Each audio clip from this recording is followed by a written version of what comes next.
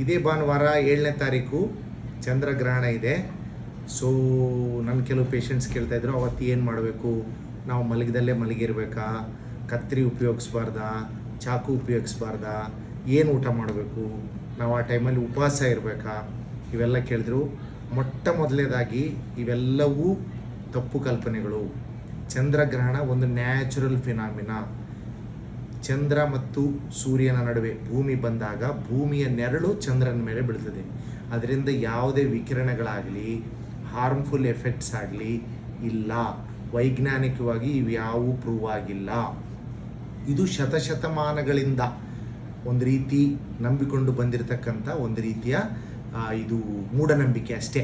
So ದಯವಿಟ್ಟು ನೀವು ಚಂದ್ರಗ್ರಹಣದ ದಿವಸ ತಾವು ಎಲ್ಲರಂತೆ ಆ್ಯಕ್ಟಿವ್ ಆಗಿರಿ, ಏನೂ ಆಗೋದಿಲ್ಲ. ನಿಮಗಾಗಲಿ ನಿಮ್ಮ ಮಗುಗಾಗಲಿ 100% ಸೇಫ್.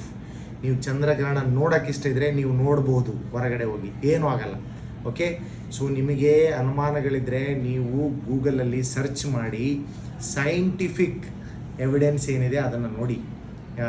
ಈ ಟಿ ವಿಯಲ್ಲಿ ಬರ್ತಕ್ಕಂಥ ಕೆಲವು ಇನ್ಫ್ಲುಯೆನ್ಸರ್ಗಳು ಹೇಳ್ತಕ್ಕಂಥ ಮಾತು ದಯವಿಟ್ಟು ಕೇಳಬೇಡಿ. ನಿಮ್ಮ ವೈದ್ಯರು, ಸೈಂಟಿಸ್ಟು ಏನು ಹೇಳೋದನ್ನು ನೀವು ಕೇಳಿ ಮತ್ತು ಅವ್ರನ್ನ ಫಾಲೋ ಮಾಡಿ. ದಯವಿಟ್ಟು ರಿಲ್ಯಾಕ್ಸ್ ಆಗಿರಿ, ಏನೂ ಆಗಲ್ಲ. ಓಕೆ.